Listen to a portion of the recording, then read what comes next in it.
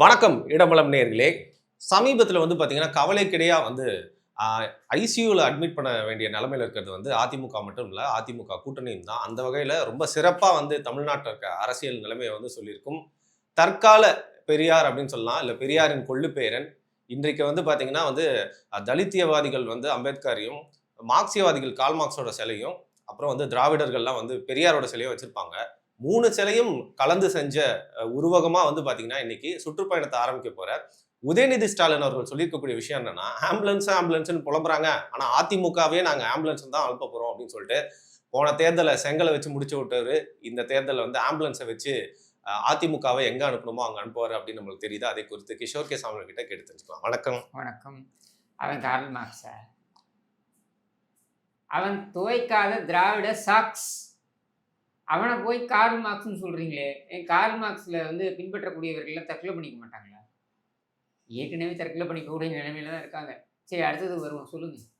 இல்ல பாத்தீங்கன்னா உங்களுடைய அறிமுகத்தையும் கேட்க வேண்டிய ஒரு துர்பாகியமான சூழ்நிலை. என்ன பண்றது, உதயநிதி ஸ்டாலின் அவர்களுடைய ஆட்சியில வாழ வேண்டிய இந்த மாதிரி யூடியூப்ல வந்து பேசிட்டு அவங்களுக்கு எவ்வளவு பெருந்தன்மை இருந்தா ஒவ்வொரு நாளும் கிஷோர் கே சாமியை வந்து பாத்தீங்கன்னா எவ்வளவு விமர்சனம் பண்ணாலும் பெரிய பெருந்தன்மை. அதாவது மக்களை எல்லாம் வாழ வைத்திருக்கிறார்கள், மக்கள் எல்லாம் மூச்சு விடுவதே அவர்களால் தான், மக்கள் டூ பாத்ரூம் போவதும் அவர்களால் தான். என்ன இது ஒரு ஆமாங்க, எவ்வளவு பெரிய பெருந்தன்மைங்க. ஒரு யூகேஜி பசங்க கூட இப்பெல்லாம் வந்து பாத்தீங்கன்னா வந்து வேற மாதிரி மெச்சூர்டா பேச ஆரம்பிச்சிட்டாங்க. அது கண்ணாடி வாஸ், உங்களுக்கே சொல்லிக்கோங்க. நான் என்ன அப்படி தப்பா சொல்லிட்டேன்? இல்ல நீங்க எல்லாமே கரெக்டா தான் சொல்லிருக்கீங்க. ஆம்புலன்ஸ்ல அனுப்ப போறோம்னு சொல்றாரு, அதுக்கு ஏதாவது பதில் சொல்லுங்க.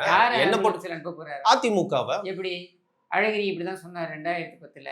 அதிமுக என்கிற கட்சி எங்கே இருக்கிறது என்பதை தேடி பார்க்க வேண்டும் அப்படின்னாரு. இன்னைக்கு அழகிரி எங்க இருக்காரு? இங்க அதை பார்த்துருக்கீங்களா? மூக அழகிரிங்கிற நபர் எங்கே? கருணாநிதி கேட்ட மாதிரி சொல்ல வேண்டியதுதான். நாடாவை அழுத்து பாவாடையை தூக்கிப்பார் அங்கே அப்படின்னு சொல்ல வேண்டியதுதான்.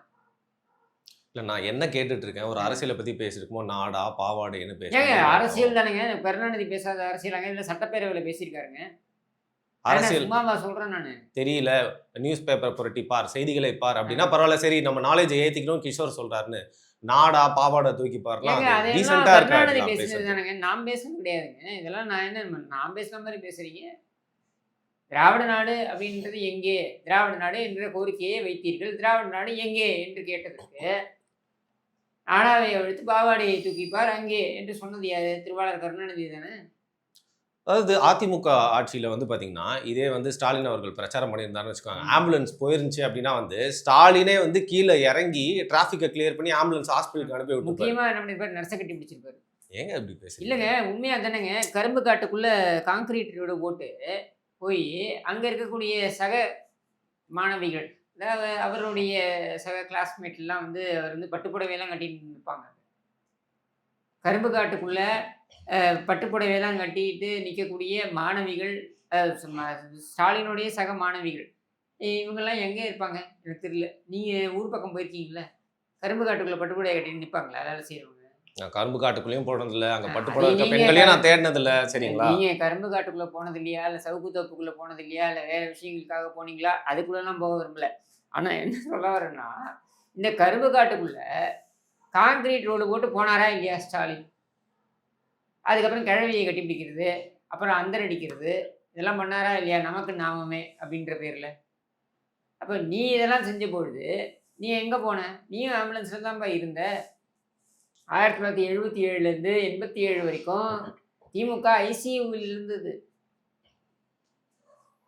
சரியா? அதுக்கப்புறம் பார்த்தீங்கன்னாக்கா 2011லேருந்து 2021 வரைக்கும் நாடாளுமன்றத்தை இதெல்லாம் விட்டுருங்க, சட்டமன்றத்தை பொறுத்த வரைக்கும் திமுக ஐசியூவில் இருந்தது.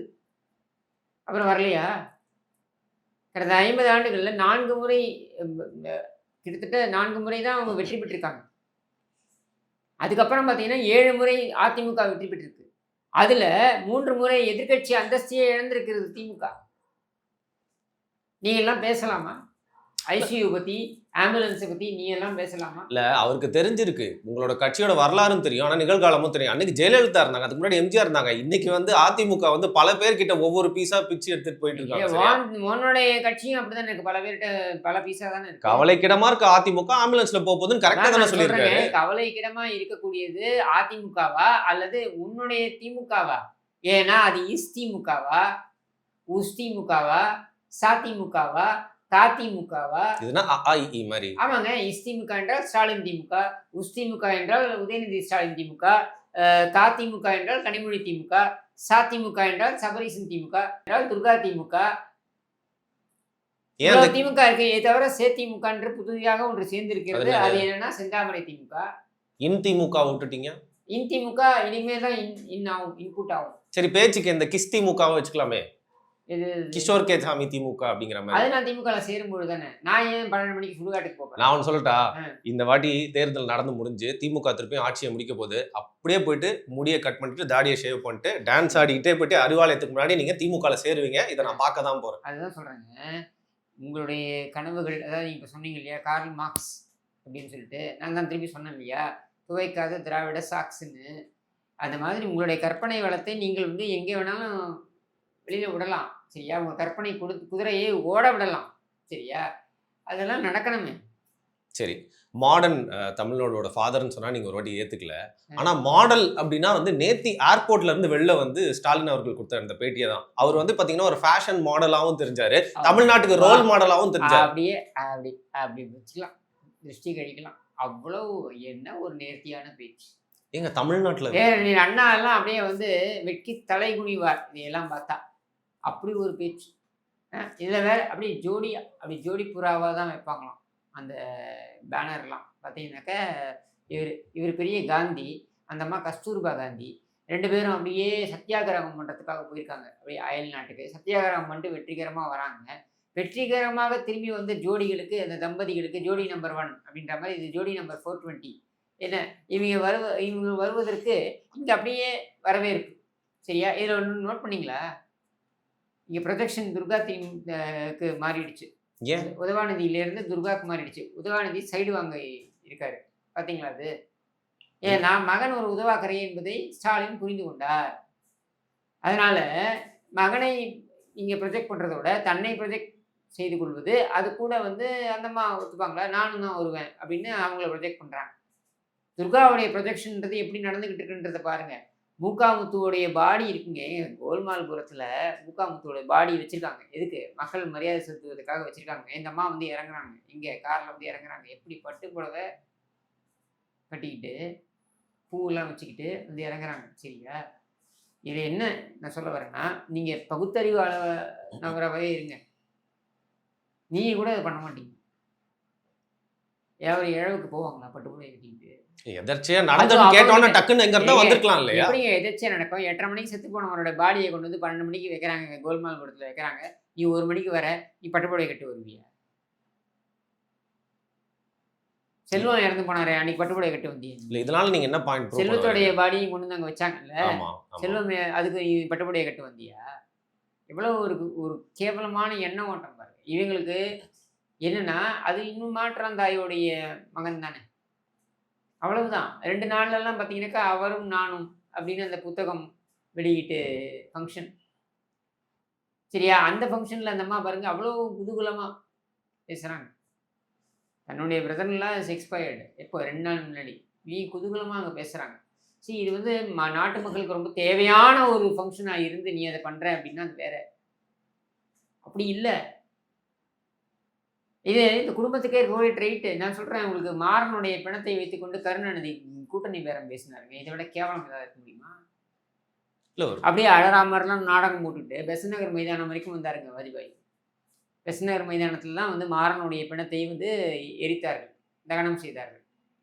பெசநகர் மைதானம் வரைக்கும் வந்து கை கொடுத்து ஆறுதல் சொல்லிவிட்டு போன வாஜ்பாய்க்கு பின்னாலேயே அங்கேயே, அதுவும் கோல்மால்புரத்தில் வச்சுருக்காங்க, மாறனோட பணத்தை வச்சுருக்காங்க. வச்சுக்கிட்டு அங்கே ஒரு டென்ட் மாதிரி போட்டு அந்த பக்கம் இது என்ன சொல்கிறது, அங்கே மரியாதை செலுத்த வந்த நபர்கள் அவங்கள அந்த பக்கம் பின்னாடி கூப்பிட்டு காங்கிரஸ் இவங்களோடலாம் பேச்சுவார்த்தை நடக்கும். இதை விட ஒரு அசிங்கமான கேவலமான ஒரு குடும்பத்தை நீங்கள் பார்க்க முடியுமா? சண்முக சுந்தரத்தம்மாள் யார்?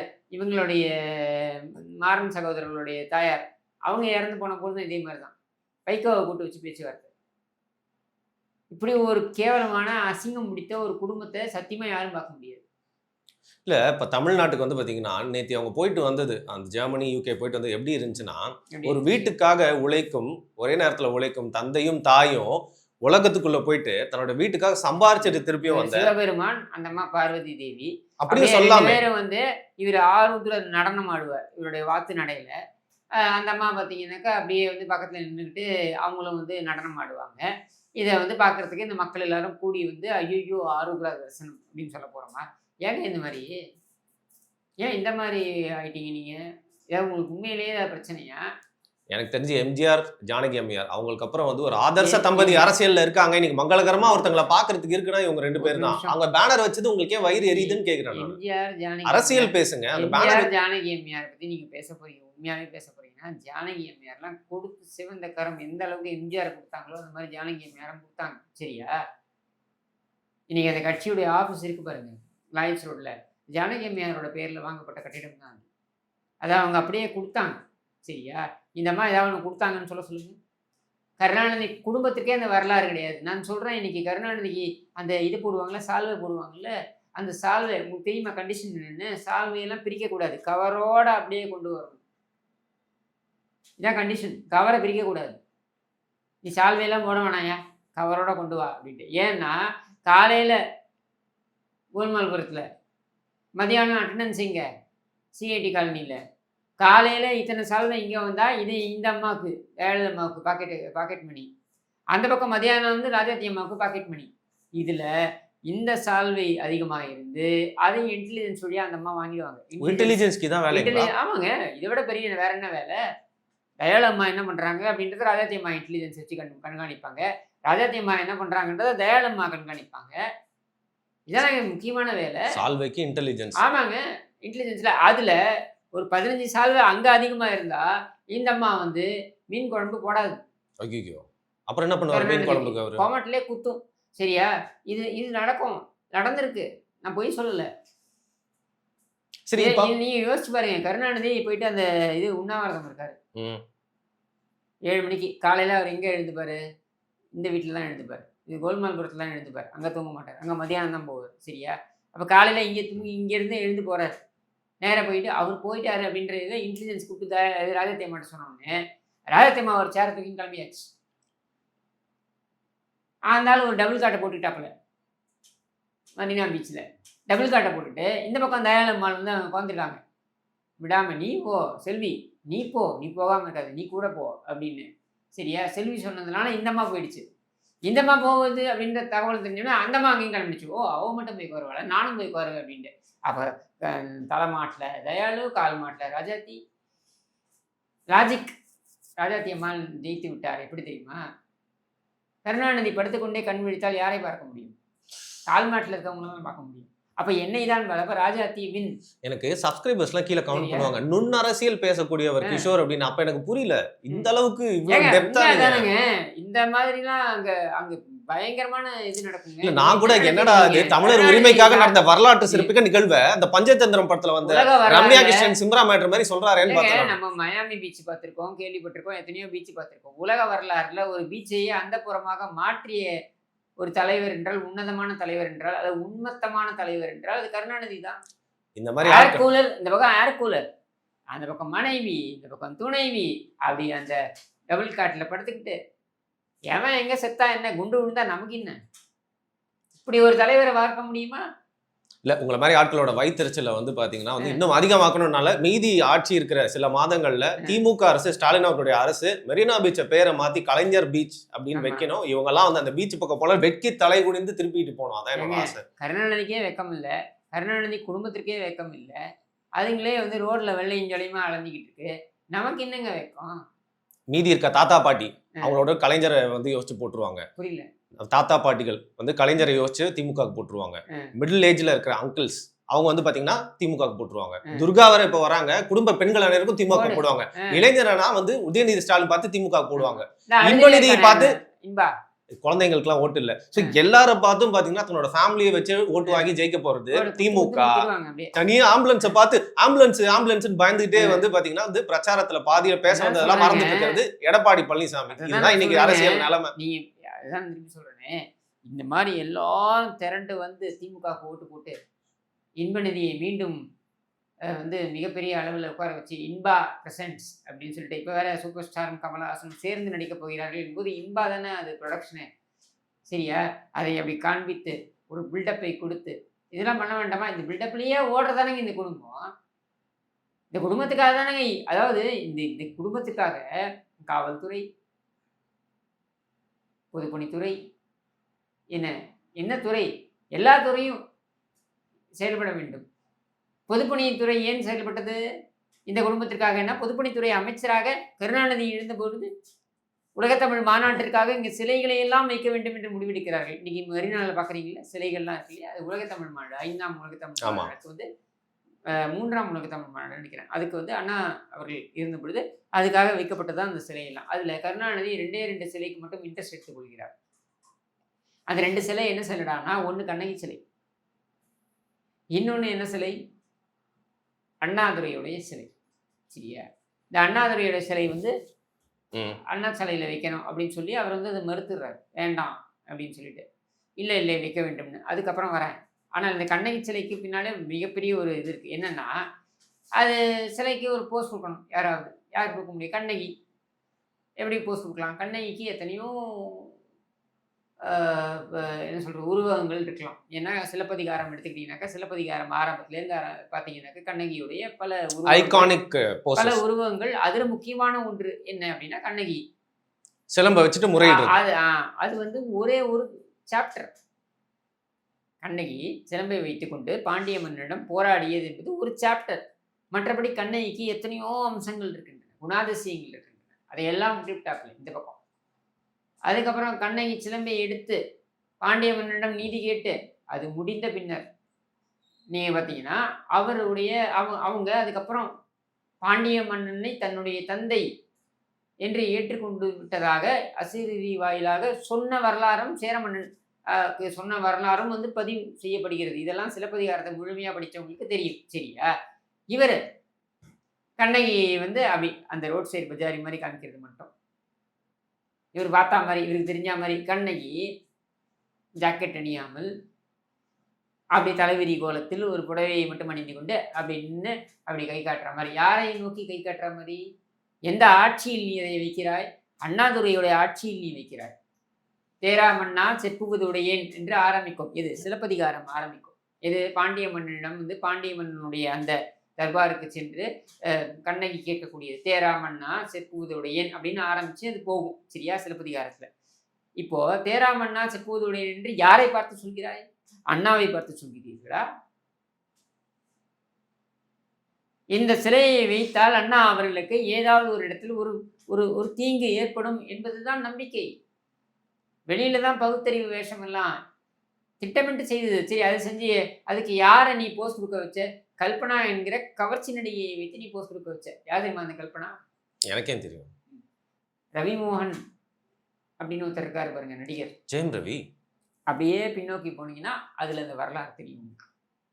தேடுங்க, நேயர்களும் தேடட்டும் இது யாரு என்ன அப்படின்னு. வலைய பேச்சில் பேச வேண்டியவரெல்லாம் இங்க வந்து உட்கார்ந்திருக்காரு. இப்படி சரியா? இந்த கல்பனாவை வச்சு நீ வந்து அந்த சிலையை வடிவமைத்த. சரியா? இதே சிலப்பதிகாரம் குறித்து கருணாநிதியிடம் கேள்வி கேட்கப்பட்டது. என்னது? சிலப்பதிகாரத்தை ஒரு வரியில் விவரிங்கள் பொழுது நீ என்ன விவரிச்ச? கண்ணகிக்கும் மாதவிக்கும் இடையே கோவலன் கண்ட வித்தியாசம்தான் சிலப்பதிகாரம் விவரிச்சல நீ. அப்போ நாம என்ன கேட்போம்? திமுகவை விவரிங்கள் ஒரு வரியில்னா மனைவிக்கும் துணைவிக்கும் கருணாநிதி கண்ட வித்தியாசம் தான் திமுக அப்படின்னு சொல்லிட்டு போக வேண்டியதுதான். கருணாநிதி பாணியிலேயே பேச வேண்டியதான். முன்னால மட்டும் தான் பேச முடியுமா? எதுகை மொழியில எங்களால பேச முடியாது. எங்களாலையும் பேச முடியும். அது கோவலன், இது தமிழ்நாட்டின் காவலன். இல்ல இல்ல, கலைஞர். இது கேவலன். காவலன் இல்ல, கேவலன். சரியா? இப்போ என்னன்னா, இப்படி இருக்கக்கூடிய ஒரு இவர் ஜெர்மனிக்கு போய் அங்க பேச சொல்றாங்க. கருணாநிதியின் மகன் வந்திருக்கிறார். எது இந்த மாதிரி ஆபாசமாக ஒரு சிலப்பதிகாரம் என்கிற ஒப்பற்ற காவியத்தை இவ்வளவு ஆபாசமாக ஒரு வரியில் விவரிக்கிறேன் என்று சொன்னதற்கு இவ்வளவு ஆபாசமாக பேசிய கருணாநிதியின் மகனை அங்கே உடனே நீங்கள் ஏதாவது பேசுங்க. ஆனால் வச்சுக்கிட்டா வஞ்சனம் பண்றாரு ஸ்டாலின். உடனே திரும்பி மனப்பாடம் பண்ணதுல அது உற்சாக காவியமே விளங்கவர் ஓவியமே, உற்சாக காவியமே விளங்கவர் ஓவியமே, அது என்னது இந்த இதெல்லாம் சொல்லிட்டே போவாரு. வாசனை திரவியமே, கோல்மால் பொறுத்து தரித்திரமே. பாசிட்டிவா ஒரு லைன் எடுத்து விட்டா பாசிட்டிவா போயிடணும், நெகட்டிவா போக கூடாது. இல்ல நான் சொல்றேன், திருட்டு ரயில் தயிர்வடையே, திமுகவின் கழிச்சடையே இப்படின்னு சொல்லினே போக வேண்டியதுதான். சரியா? இப்படி அதை பேசிட்டு அது உடனே கைத்தட்டி சூப்பராக ஏன் மக்களே இந்த அளவுக்கு முட்டாள்கள் ஆயிட்டாங்க. நீ ஜெர்மனிக்கு போனியே என்ன கிழிச்ச? நான் சொல்றது சாதனைங்கிற வழியில் என்ன கிழிச்ச? ஒன்றும் கிடையாது. நீ போன உன் மனைவியோட போயிட்டு அங்கே தோசா ஹவுஸ் அப்படின்ற வளர்ந்துக்கிட்டவனோட இவனுக்கு அதே தானே வேலை. இவனை தொழில்துறை அமைச்சராக வச்சிருக்கிறது எதுக்குன்னா, ஸ்டாலினுக்கும் ஸ்டாலின் மனைவி துர்கா ஸ்டாலினுக்கும் இவன் வந்து எடுபடி வேலை பார்க்கறதுக்காக இவனை வளர்ந்து கெட்டவனை தொழில்துறை அமைச்சராக வைத்திருக்கிறார்கள். சரியா? மற்ற நேரத்தில் இந்தியாவில் இருக்கும்பொழுது ஃபாக்ஸ்கான் போன்ற நிறுவனங்களுக்கு டிரைவர் வேலை பார்க்கறது தான் இவனுடைய வேலை. சரியா? இந்த வளர்ந்து கெட்டவன் அங்கே நிற்கிறது வெக்கம் கிடையாதுங்க. இவனுக்கு பியூன் மாதிரி நிற்கிறாங்க. சர்வ் பண்ணுறான் பாருங்க, அவன் கூட கொஞ்சம் மரியாதையோட நிற்கிறாங்க. இவன் மரியாதையில் அப்படி குடிஞ்சு நிற்கிறான். மானம் கெட்டான். தோசை ஹவுஸ். ஏன் இங்கே தான் அவரும் நானும்னு சொல்லி நான் தோசை செஞ்சு போட்டேன். இவர் தயாளு அம்மாவுக்கு நான் மீன் குழம்புல மஞ்சப்பொடி ஜாஸ்தி போட சொன்னார், நான் மஞ்சப்பொடி ஜாஸ்தி பண்ணி போட்டேன் அப்படின்னு தான் இங்கே தான் அளந்துக்கிட்டு இருக்கேன். அப்புறம் அங்கே வேற போய் உலக வரலாறுலேயே தோசை சாப்பிடுவதற்கு ஒரு இந்திய தலைவர் இங்கிருந்து ஜெர்மனி சென்றார் அல்லது லண்டன் சென்றார் என்றால் நம்ம லண்டன் லபகுதாஸ் நம்ம ஸ்டாலின் தான். சரி, தன்னுடைய நாட்டின் மகனை வந்து பார்த்தீங்கன்னா இழந்து ஒரு வாரமாக வாடிக்கொண்டிருந்த தமிழ்நாட்டுக்கு திருப்பியும் வந்து ஒரு சந்தோஷமான ஒரு நிகழ்வு. திரும்பி வந்துட்டாரு. நம்மளோட முதல்வர் நம்ம கூட இருக்காருன்னு நினச்சா ரொம்ப சந்தோஷமா இருக்கு. கடைசியாக ஒரு விஷயம், டிஎஸ்பி ஒருத்தர் மேலே வந்து பார்த்தீங்கன்னா கோர்ட் ஒரு ஆர்டர் போடும். அவர் யூனிஃபார்ம்லேயே இருக்கிறப்போ வந்து கைது சொல்லப்படுறாங்க. ஓடி போயிட்டாரு. யூனிஃபார்மோட ஓடுறாரு. கோர்ட்லேருந்து ஓடி போயிட்டாரு. இது என்னன்னா திமுகவின் சாதனை அல்லவா? இது பின்னாடி ஏங்க ஏன் பாருங்க, அரெஸ்ட் பண்ண வரும்பொழுது கருணாநிதியை அரெஸ்ட் பண்ண வராங்க. என்ன பணங்காட்டு நரி சலசலப்புக்கு அஞ்சாது அப்படின்லாம் அரெஸ்ட் பண்ண வராங்க. இந்த பக்கம் எல்லாம் காவலர்கள்லாம் நின்றுட்டு இருக்காங்க, இந்த பக்கம் எல்லாம் பார்த்துட்டு இருக்காங்க, இந்த பக்கம் அவங்க வந்துட்டு கைலி கட்டி நின்றுட்டு நான் ஜாட்டி போடல சொல்லிட்டு அங்கேருந்து போறியே கக்கூசுக்கு, உனக்கு வெக்கமா இல்லை? அது அந்த போலீஸ் பார்க்குறான்ல, அந்த போலீஸ் என்ன நினைப்பான் உன்னை? நீ முதலமைச்சர், உன்னுடைய துறை அந்த போலீஸ் இலாக்கா. சரியா? சரி, ஜெயலலிதா வீட்டுக்கு கூட தான் போகிறான் போலீஸு அரெஸ்ட் பண்ணணுன்ட்டு. ஏங்க நான் பூஜை செஞ்சிட்ருக்கேன், நான் பூஜையை முடிச்சுட்டு வரேன், உட்காருங்க, காஃபி சாப்பிடுங்க, நான் வரேன். 1/2 மணி நேரத்தில் வந்தாங்க, அரெஸ்ட் பண்ணு, கூப்பிட்டு போங்க. வேனில் உட்கார வச்சாங்க, கூப்பிட்டு போனாங்க. நேராக எங்கே கூப்பிட்டு போகிறாங்க? மெஜிஸ்ட்ரேட்டோட வீட்டுக்கு கூப்பிட்டு போகிறாங்க. மெஜிஸ்ட்ரேட் எங்கே இருக்காரு? 9வது மாடியில் இருக்கார். ஒரு அப்பார்ட்மெண்ட்டு 9வது மாடியில் இருக்கார். 9வது மாடியில் இவங்க போனோடனே லிஃப்ட்டை கரண்ட்டை கட் பண்ணுறான். யார்? இந்த மின்வெட்டுத்துறை அமைச்சர் இருந்தாங்க பாருங்க, ஆற்காடு வீராசாமி, அவன் கட் பண்ணுறான் கரண்ட்டை. கரண்ட் இல்லை, லிஃப்ட்டு ஒர்க் பண்ணல, படி ஏறி போகணும். படி ஏறி போகிறாங்க. எப்படி போகிறாங்க? படி ஏறி போகும்போது திமுககாரன் அத்தனை பேர் நிற்கிறான், கை வைக்கிறான் மேலே, அசிங்கமாக திட்டுறான், எல்லாத்தையும் உள்வாங்கிக்கிறாங்க, போகிறாங்க, ரிமாண்டு பண்ணுறாங்க. இங்கே சென்ட்ரல் ஜெயில், அப்போ புழல் கிடையாது, சென்ட்ரல் ஜெயில், அங்கே போகிறாங்க. இது கெத்து, நீ வெத்து. ஜட்டி போடலன்னு ஓடுறைய கக்கூசுக்கு நீ எல்லாம் ஒரு தலைவனா? உன்னை வந்து அந்த காவல்துறை அதிகாரி பார்த்தான்னா அவன் என்ன நினைப்பான்? இவன் ஜட்டி போடல, நாம எதை போட்டா என்ன இதன் நினைப்பான். நேரடி பார்வையில் காவல்துறை இருக்கிறது. ஏடிஜிபி, ஒரு பெண் ஏடிஜிபி எங்கேயாவது வரலாறுல கேள்விப்பட்டிருக்கீங்களா? இந்த தமிழ்நாடு அரசியல் வரலாறுல அல்லது காவல்துறை வரலாறுல பெண் ஏடிஜிபி கோர்ட்ல போய் சொல்றாங்க, என்ன சொல்றாங்க? என் உயிருக்கு உத்தரவாதம் இல்லை, என் உயிருக்கு உத்தரவாதம் இல்லைன்னு சொல்றாங்க. அதுவும் எங்க தாக்குதல் நடக்குதுன்னு சொல்றாங்க? என்னுடைய அலுவலகத்திலேயே தாக்குதல் நடக்குதுன்னு பெண் ஏடிஜிபி சொல்றாங்க. ஆண் ஏடிஜிபி சம உரிமை இல்லையா? ஆண் ஏடிஜிபி என்னடான்னா, ஆண் ஏடிஜிபியோட காரை எடுத்துட்டு போய் ஒரு சிறுவனை கடத்தி இருக்கிறார்கள். அது ஆண் ஏடிஜிபிக்கே தெரியும். ஒரு ஏடிஜிபிக்கு தன்னுடைய கார் கடத்தப்பட்டிருக்கிறதுன்றது தெரியலையா? பெண் ஏடிஜிபிக்கு உயிருக்கு உத்தரவாதம் இல்லை, ஆண் ஏடிஜிபியின் காரினால் மற்றவர்களோட உயிருக்கு உத்தரவாதம் இல்லை. சரியா? இதுல ஆம்பூர்ல பார்த்தீங்கன்னாக்க ஒரு முஸ்லிம் இளைஞன், அவர் வந்து திருமணம் கடந்த உறவு வச்சுக்கலாம், கள்ளக்காதல்னு சொன்ன தப்பு, திருமணம் கடந்த உறவு, அந்த அம்மா வந்து ஒய்ஃபு ஒருத்தனோட உறவுல இருக்கிட்ட தெரிஞ்சு போய் இவங்க போய் தகராறாகி அது போலீஸ் ஆடியோ லீக் ஆயிடுச்சு. அந்த நபரை வந்து கூப்பிட்டு போய் விசாரணை பண்ற பேர் வழின்னு அடிச்சிருக்காங்க. அவர் வெளில போய் அட்மிட் ஆகி இறந்து போயிட்டாப்புல. ஆம்பூர்ல மிகப்பெரிய கலவரம். இப்ப கலவரத்துல பெண் டிஎஸ்பியோடைய மண்டை உடைகிறது. நூற்றுக்கணக்கான காவல்துறையினர் தாக்கப்படுகிறார்கள், படுகாயம் அடைகிறார்கள். இத்தனையும் நடக்குது. எங்க நடக்குது? தமிழ்நாட்டில் நடக்குது. இதெல்லாம் இது பார்த்தீங்கன்னா, இந்த டிஎஸ்பி இப்போ பார்த்தீங்கன்னா, ஒரு கோர்ட்டுக்கு வந்து ஜட்ஜு சொல்றாப்புல, "நீ வந்து முருகன் என்பவன் உன் மீது காஞ்சிபுரத்தில ஒரு புகாரை கொடுத்திருக்கிறான். அது மீது நீ நடவடிக்கை எடுக்கவில்லை. நான் சொல்லியும் நீ நடவடிக்கை எடுக்கலன்னா, உன் மீது நடவடிக்கை எடுக்கப்பட வேண்டும். நீ கைது செய்யப்பட வேண்டும்னா." அவன் எங்கேருந்து எஸ்கேப் ஆறான். இங்க கோர்ட்லேருந்து எஸ்கேப் ஆறாங்க. பின்னாடி ஓடுறாங்க. இது லேடி கான்ஸ்டபிள், ஆண் கான்ஸ்டபிள் எல்லாம் ஓடுறாங்க பின்னாடி. அவன் வண்டி எடுத்துன்னு போறான் ஸ்பீடா. கருணாநிதி ஐயையோ கொல்றாங்களேன்னு எஸ்கேப் ஆன மாரி இவனும் எஸ்கேப் ஆகலான்னு பிளான் பண்ணியிருப்பான். இவன் போறான் ஸ்பீடா. சரியா? இப்படி ஒரு நிர்வாகத்தை எங்கேயாவது பார்த்துருக்கீங்களா? இதுக்கு உடனே இவங்க டிஐபி யாராச்சு ஏன்னா 1 மணி நேரத்துக்கு அப்புறம் அவரே வந்து சரண்டர் ஆகி விட்டார். எங்க ஜெயில்ல அப்படின்ட்டு. என்ன கதை இது? இது பார்த்தீங்கன்னா, இதில் முக்கியமான விஷயம் என்னன்னா, இது என்னமோ புதுசுலாம் நினச்சிக்காதீங்க.